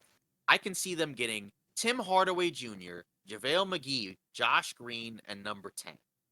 Now, JaVale McGee for Dallas, they signed him to a 3-year deal, and they're already looking to move. So that already is not a great sign. And I like Yeah, JaVale McGee, right? me But I too. feel like at this point in his career, he's probably not going to help you out a whole lot. No. Tim Hardaway Jr., semi liked him in New York, right? And he was fine the first couple years in Dallas, right? But he's had some injuries. I mean, he just hasn't been the same. He's always been like primarily like a scorer, Mm-hmm. right? But one of those guys where he's primarily his value primarily is because he's a tough shot maker. But when Mm-hmm. those shots aren't falling, it doesn't look as good. And defensively, he's not going to give you a whole lot. Nope. Um, and I feel like those type of guys you could probably get for just cheap, right? I mean, like they got Terrence Ross and T.J. Warren for veteran mins, Yep. right? So you could probably do a little bit better than a big Tim Hardaway Jr. contract. Josh Green, I actually do like. So that's kind of a guy where I think that would be interesting. And then the number 10 pick, that's kind of interesting. That's kind of surprising because I just feel like Aiton's value isn't super high, but I guess it's also just like okay, well, if we're gonna give up the number 1 pick who is a decent player, right, you Mhm. gotta give us something, and, the other guys are definitely not super valuable, but I don't know, I just don't like that for either team because, like, from Dallas's perspective, like, yeah, they do need a big, but I feel like not a DeAndre Ayton type big. Like, I think get a big that can protect the rim, that can rebound, block shots, because that's just not what Ayton does. Like, he's, fine as a rebounder. He's okay as a shot blocker, right? But he's more of an offensive oriented big. And I He's just got think like a if you're nice Dallas, touch as a big man. yeah, Excuse me. exactly. He's got great touch around the rim. And, there's value obviously for that as a center, especially considering Luca's passing ability. But I just think in general, right, you don't need that type of player when you already have Luca and Kyrie. I mean, like just go get a big man who does a lot of the hustle plays, rebounds, block shots, catches lobs. I mean, like I think that's fine. Like I don't think you need like, that type of big if you're Dallas. Certainly not at like 30 million plus million a year. Right. Um, and then for Phoenix, I mean, I don't necessarily love that either. Like I said, I like Josh Green in the 10th pick. Mm-hmm. But outside of that, not much else. But I don't like it at all. Like I Yeah. just don't. I definitely don't like it for Dallas. Yeah. I guess I like it better for Phoenix, but I don't like it necessarily for either team. I would if this was the trade potentially, and obviously the the trades aren't always finalized when they're rumors, right? For Right. sure. Like there's always things that can change. But if that's an actual potential trade, I would decline that as fast as possible Yeah. if I was Dallas. I mean, for Phoenix, maybe, but like just in general, I don't like it. Yeah. I would kill that trade with fire immediately. Um, and I'm trying to think of spots where Aiton could really fit. I would kind of be curious to see. Because my thing is, I'm thinking also from the Suns' POV. They need defense. They need another hustle guy on the rebounds. Because I don't think Jock Landale's going to cut it, honestly. He's a good player, but he's not great. I think you need I think somebody a it's little more so a that higher tier. Yeah, I think it's more so with Landale. It's not even that he's bad. I Yeah, think it's more so just like it was so noticeable what Aiton wasn't doing right. that when you saw Landale do it, it's like, wow, look, it's a guy, it's a big man that actually, Exactly. playing with some level of effort. Yeah. More so than it's like, is he actually like decent as a starting center, right? Yeah. You know what I mean? Yeah, Like I just get you. and again, I'm not saying he's bad. Right. I'm just saying like I think it's more so just like it was so apparent that you weren't getting anything from Aiton that just Sure. seeing that from anybody, right, looked better than what it Yeah, would have it looked been like the if you NBA. just kept playing. Exactly. Yeah. Like, yeah, but just in general, like, yeah, I don't like that. Yeah, it's disgusting. But I could see potentially Aiton. I don't know how this would work. Money wise, and I'm sure this probably won't work. But I feel like the Suns need somebody like Mitchell Robinson. Some sort of like interior force that is a prevalent shot blocker, but is also Right. there to scrap as well. And Yeah. even Dallas needs that as well. So maybe Yeah. they should look into that or something along those lines. I don't know, but I don't think Aiton. I don't Yeah. know. That Aiton just doesn't match up with Dallas, and I just don't know who Dallas would give Phoenix. Because Yeah. Phoenix they need defense as well. Both those teams need defense, I think. So it's just very interesting that Yeah. that's the number one rumor for Aiton. I would have thought it would have been somewhere else, but who knows? Maybe he doesn't have a lot of value. Yeah. Um, Moving on, Mark Stein. Don't think Blazers Dame are ready to move on just yet. Great. So, according to Mark Stein, yeah. So according to Mark Stein, it sounds like he doesn't think either Lillard or the Blazers are ready to move on from each other. Let me add the quote unquote, let me add the obligatory yet here. So I guess essentially, um, we talked about when they got that number 3 pick, whether or not they would keep it, and just pick a young player or potentially trade it. Um, but it says immediate indications coming out of, and this is Adam Wells for Bleacher Report Mhm. writing, no relation. Immediate indications coming out of the 2023 NBA Draft Lottery were that the Blazers might look to use the number 3 overall pick as part of a package to potentially acquire a veteran player who could help them win next season. Okay. ESPN's Zach Lowe suggested Anthony Simons could also be a player included in trade proposals with the pick Ooh. as the Blazers pursue wings and big men. Okay. So that's kind of an interesting factor. Like I said, for me, I just don't get it because I just don't feel like that there's a realistic path for Portland to be a true contender. As awesome as Damian Lillard is, I just don't feel like there's a whole lot Portland can really do to build a contender. I mean, and maybe they do it. I mean, because in fairness, we've seen a lot of just like interesting scenarios the last couple of seasons with the NBA. But just in general, as a whole, I just don't feel like Portland has much. And again, like they looked like a decent team in the beginning of the season, right? But as the season wore on, it just became apparent that they just weren't good enough. Yeah. Yeah, they could trade the pick, but like if I'm Portland, I'm like, I just don't think you're going that far. So you might as well look towards a rebuild. But in fairness, if Lillard doesn't want to go anywhere, then there's not really a whole lot you can do because Yeah. he's at a point where you can't just move him, right? Because he's meant so much to that organization, to the city, that you can't just trade him, without any sort of like, consulting or conversations from him, because that would Sure. just be a terrible look. Yeah. And I think that would really hurt Portland's relationship, with other. I mean, they're not going to get too many stars to sign there, right? But you're going to really, burn a lot of bridges if you do something like that. So it's kind of a weird position to be in. But I don't know. Like I said, my position was keep the pick and just take, take whoever, the best player available. But maybe they don't do that. But we'll have to see. Because again, like he said yet, but again, we've heard this. It feels like a broken record where like it feels like a will they, won't they type thing. Yeah. Like it's a soap opera. But it's just they're still together. Yeah. So it's just like I don't know. I like at this point it just wouldn't shock me if they just ran it back next season. Not necessarily completely the same, Right. but like I feel like it's more likely that he'll be a Blazer next season than not. Yeah, this is literally akin to, for any football fans out there, this is literally akin to the whole Aaron Rodgers saga that we've been on for the past 10 years. It's like, is he leaving? Is he not? Is he leaving? Is he not? He doesn't have any help. Is he leaving or is he not? It's just it's honestly cringe, and I love Dame.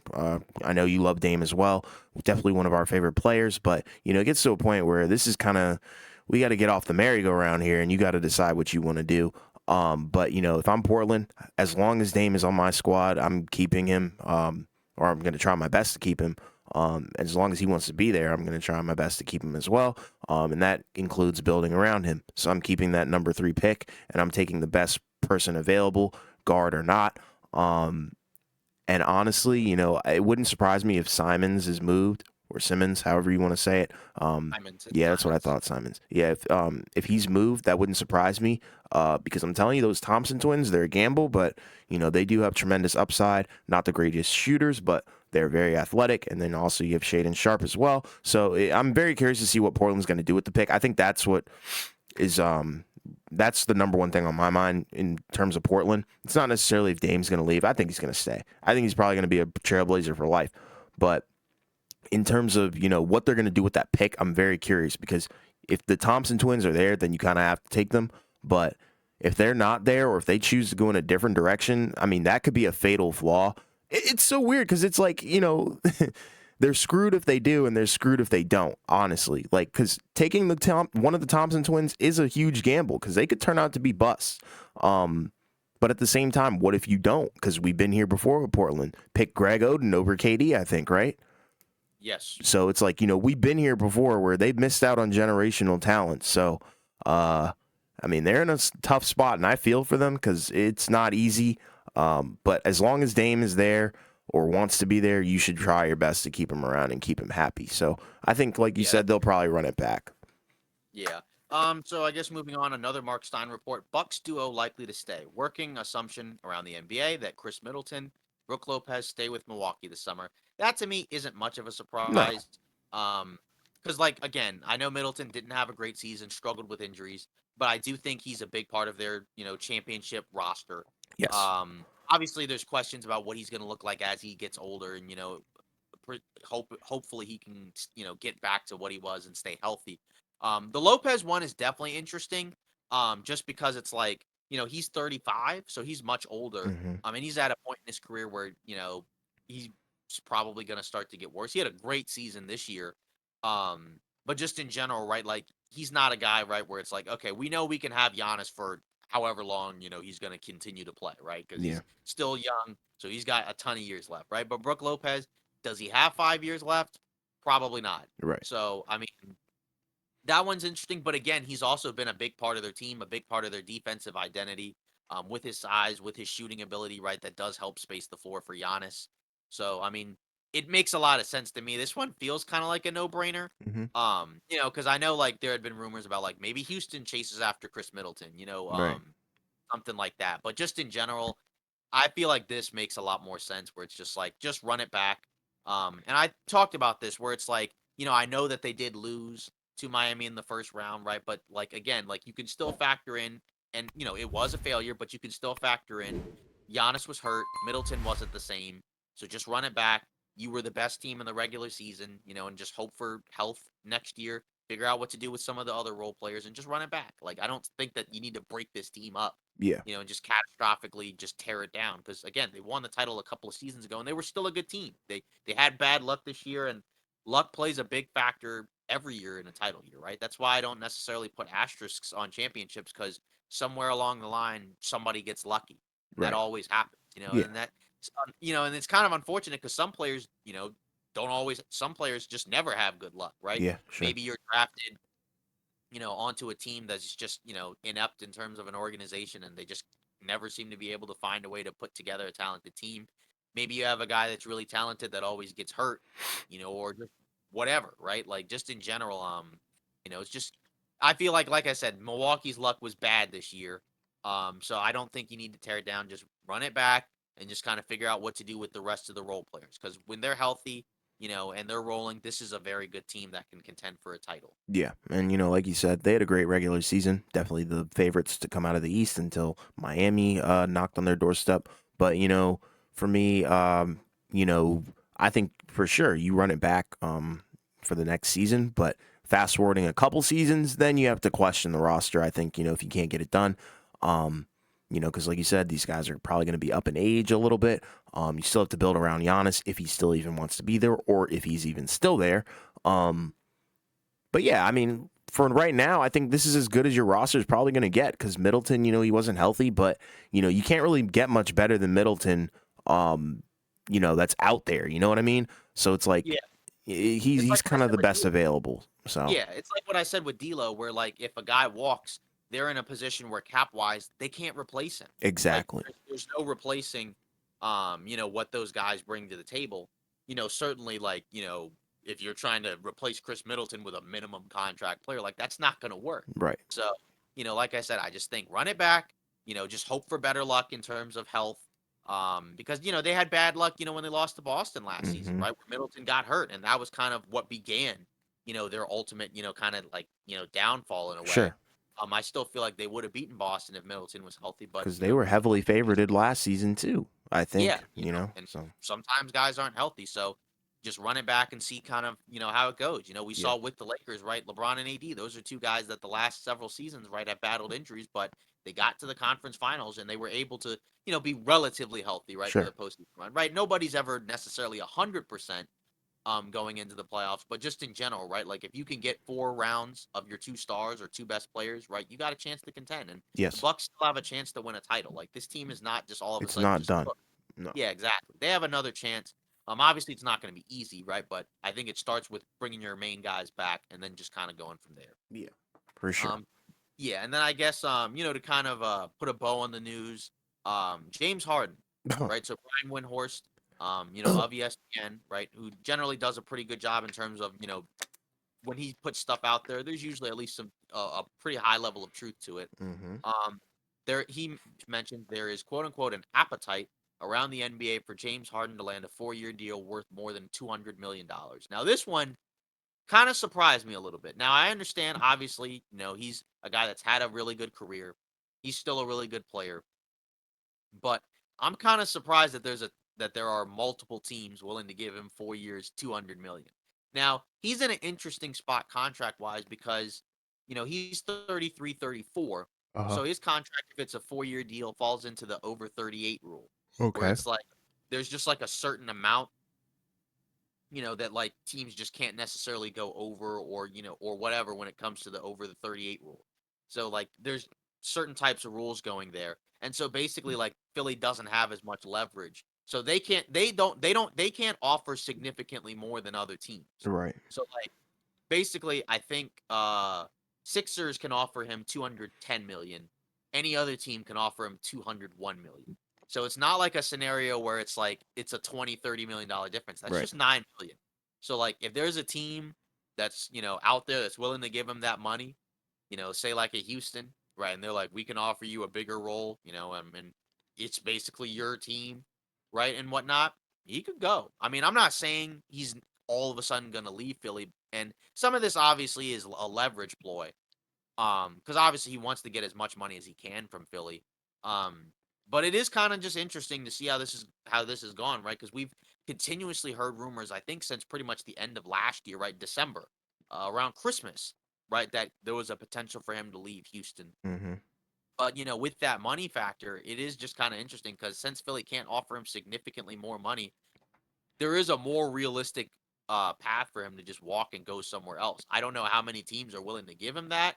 Because off the top of my head, there's not a ton of teams with cap, and most of them aren't teams I feel like it would probably want him. Right. Obviously, we know Houston's one of them, and again, Houston feels like if he leaves Philly, that's the one that makes the most sense.